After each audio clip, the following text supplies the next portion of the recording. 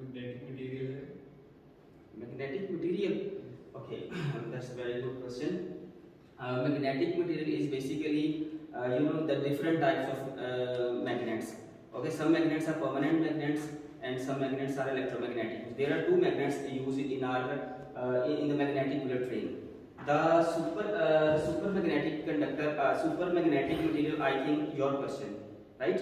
Because which we use on the corner of the train, which is electromagnetic material, magnet, which is totally dependent on electrostatics. Mean to say it is our control. This is totally produced by the help of electricity. But the magnet which we use, permanent magnet, in fixed, which is fixed magnet, with the body of the train, it is electromagnetic.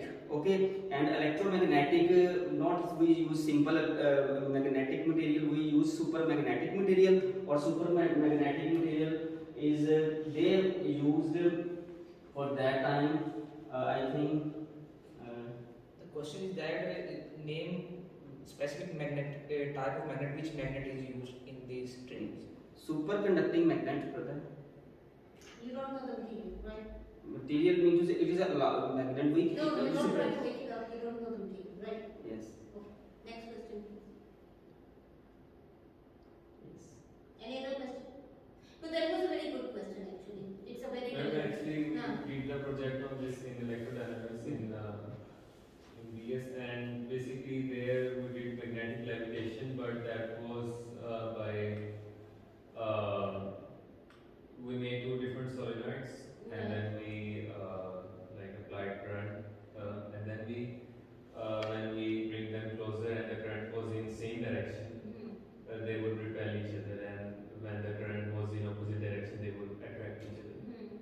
So that Faraday's law that applied here. Okay, you're more interested in the electromagnetic part. So of basically, when they were two solenoids were in like vertical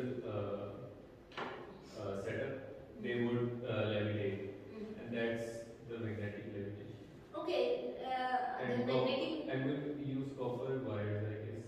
Okay. So maybe they used copper or.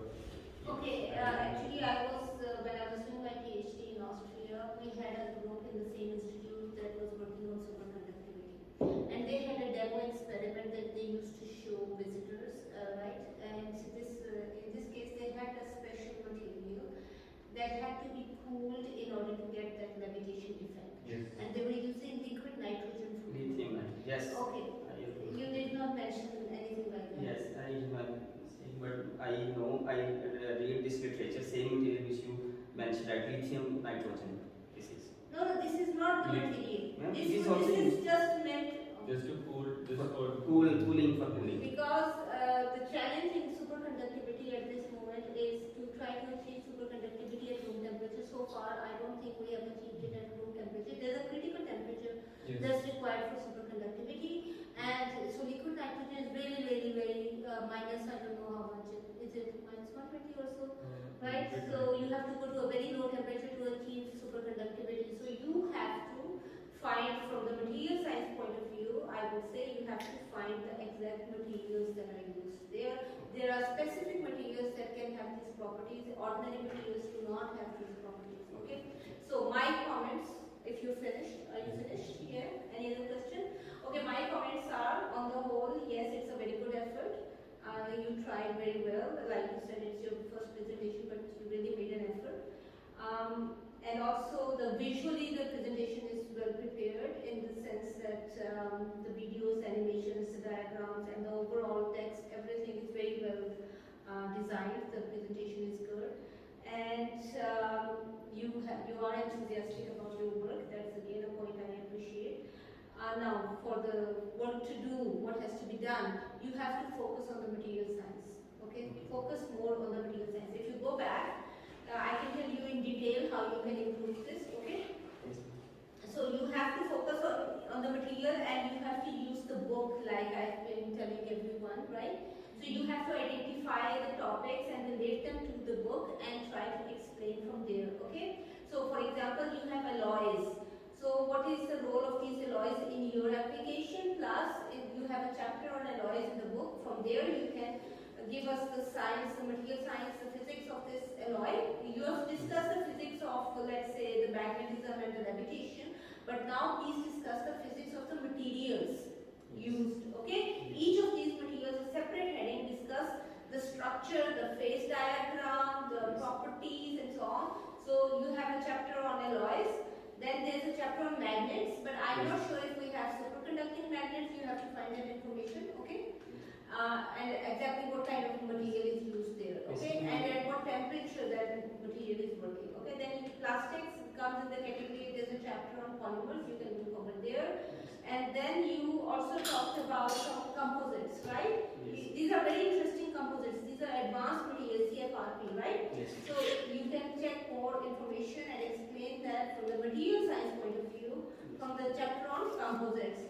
And then there's some electrical discussion, so you have the electrical properties of the materials, okay? And then the magnetic properties of the materials. So these are the chapters you have to use to try to explain the physics of the, it's a good presentation, but you need to do more work on the physics of the materials, not just the physics of levitation or the physics on the whole, but of the materials, okay? And then you also superconductivity is a big part of your project, so therefore you should also explain that from the material science point of view and otherwise, right?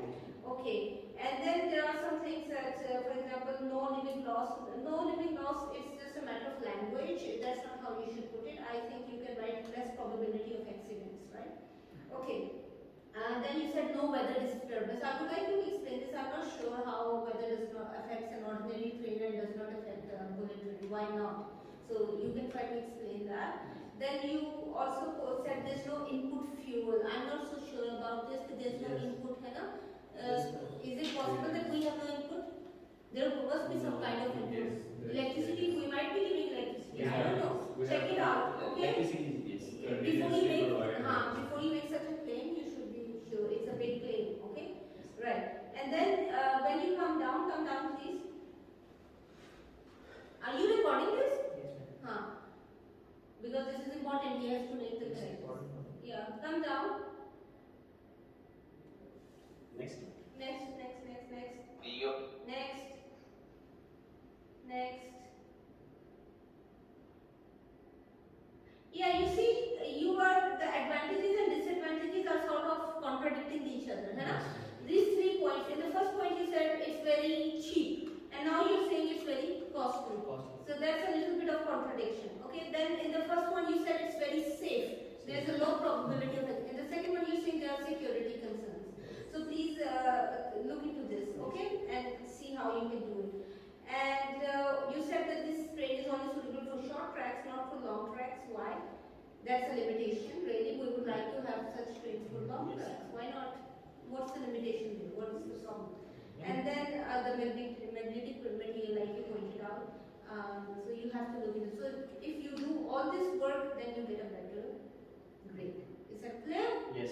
So it's a very good effort. I really appreciate it, and your presentation is very well made. मेहनत की आपने, you've really worked hard, but you have to focus on the material aspect in detail, like I said.